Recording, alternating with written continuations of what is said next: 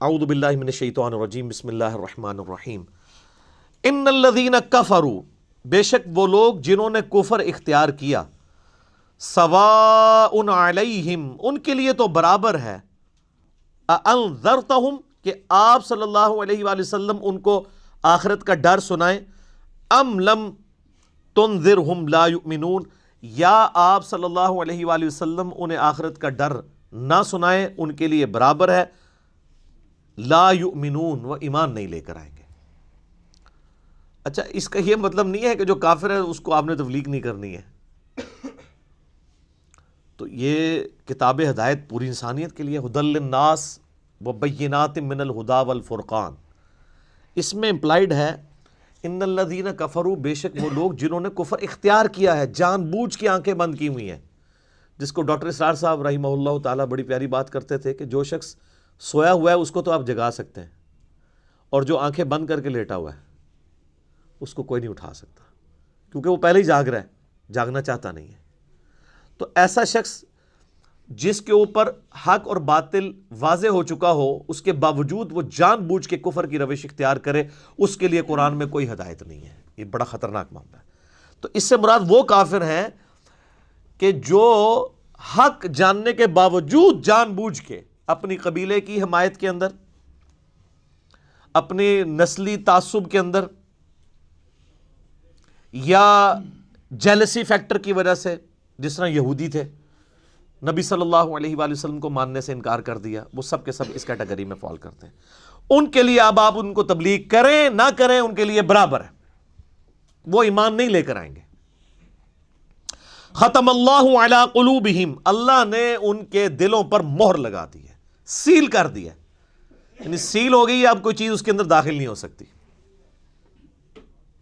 وعلی سمعہم، اور ان کے کانوں پر بھی، وعلی ابصارہم، اور ان کی آنکھوں پر بھی، غشاوۃ، پردہ پڑ چکا ہے، وَلَهُمْ عَذَابٌ عَظِيمٌ، اور ان کے لیے بہت بڑا عذاب تیار کر رکھا ہے اللہ نے۔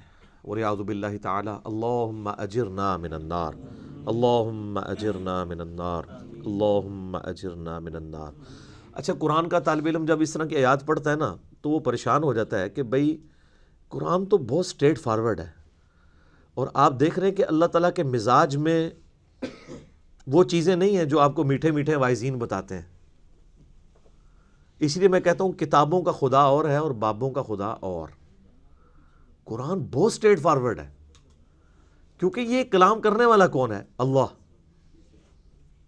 بے پرواہ ہے، اور وہ اسی پیشن کے ساتھ بات کرے گا تو آپ بھی اللہ کو سیریس لیں گے نا۔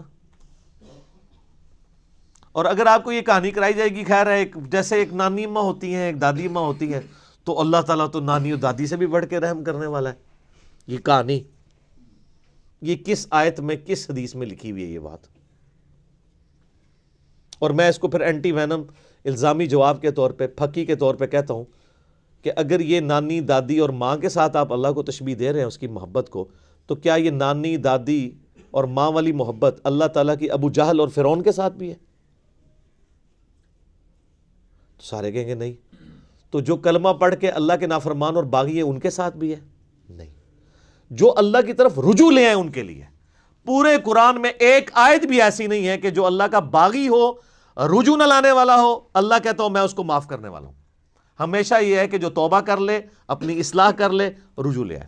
یہ درجنوں آیات ہیں، وہ وقت کے ساتھ آئیں گی، ورنہ تو میں اسی آیت کے اوپر ہی پورا یہ لیکچر ختم کر دوں گا، پھر آپ کا وہ یہ مصحف تو پچھلا تو 9 سال میں ختم ہوا ہے، یہ 18 سال میں بھی ختم نہیں ہونا۔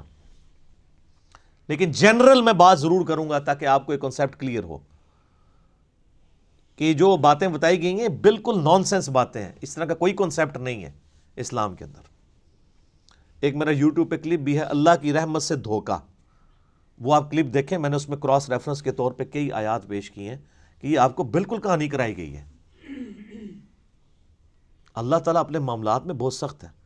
اچھا، اس کی وجہ سے بعض لوگوں کے دماغ میں یہ بھی آ جاتا ہے کہ یار اللہ تعالیٰ دیکھو مور لگا دیتا ہے، نعوذ باللہ، اللہ تعالیٰ کی اپروچ بڑی کوئی فنیٹک والی ہے، نعوذ باللہ۔ ایسا نہیں ہے، یہ ان لوگوں کے لیے جو جان بوجھ کے حق سے اناد کرتے ہیں، تو پھر اللہ تعالیٰ کہ غضب کا کوڑا ان پہ پڑتا ہے کہ یار ان کو بات سمجھ بھی آ گئی تھی، اس کے باوجود انہوں نے یہ کیا ہے۔ اب میں ان کو نہیں چھوڑوں گا، اب ان کے اندر ہدایت داخل بھی نہیں ہو سکے گی. یہ بہت، یعنی اس کو کہتے ہیں پوائنٹ آف نو ریٹرن. اب اس پہ اللہ تعالیٰ کو کوئی پوچھ نہیں سکتا، اس کو اللہ نے بین کیا ہے. لا یسأل عما یفعل وہم یسألون. اللہ کو کوئی نہیں پوچھ سکتا اس نے کوئی کام کیوں کیا ہے، اللہ ہر ایک کو پوچھ سکتا ہے. یہ اللہ کو گلہ نہیں کیا جا سکتا. رب ہے، مالک ہے، اس نے اپنے لیے رول طے کیا ہے کہ بھئی جب پوائنٹ آف نو ریٹرن پہ کوئی بندہ پہنچے گا، سچائی قبول کرنے کے باوجود وہ حق سے اناد کرے گا، اس کو نظر آ جائے گی سچائی ہے، پھر بھی وہ اناد کر دے گا، پھر میں مور لگا دوں گا. اور پھر وقت کا پیغمبر بھی اس کو ہدایت نہیں دے سکتا. انک لا تہدی من احببت ولکن اللہ یہدی من یشاء. اے نبی، جس سے تم محبت کرتے ہو تم بھی اسے ہدایت نہیں دے سکتے، اللہ جسے چاہتا ہے ہدایت دیتا ہے. ہدایت کس کو دیتا ہے؟ والذین جاہدوا فینا لنہدینہم سبلنا. جو لوگ ہماری راہ میں کوشش کریں گے ان کے لیے ہم اپنی راہیں کھولیں گے.